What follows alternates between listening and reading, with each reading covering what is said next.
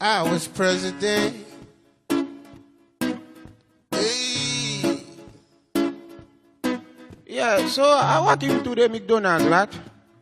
I go for a 10-piece chicken mac and nugget and a large spirit soda. And the girl, she say her brother is a wappy. I don't know what that means, but she say her brother is a wappy because I know Wyclef to get him to help him to make him go to the top. I said, listen, lady, okay? Wyclef not even wapping no more, okay? He don't even do that no more. You don't see what he's doing. He's naked on a motorcycle, you know, with grease. You don't look good. And then I live there. I go to the corner store where the Arab people, they're there.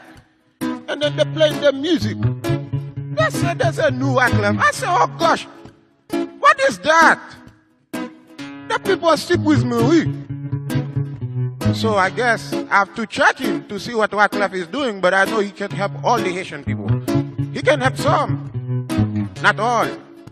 He even turned me down. He tell me, you don't have a record deal for me. I say, I'm going to the top. You want to be platinum again? You want to see diamond like Carlos Santana?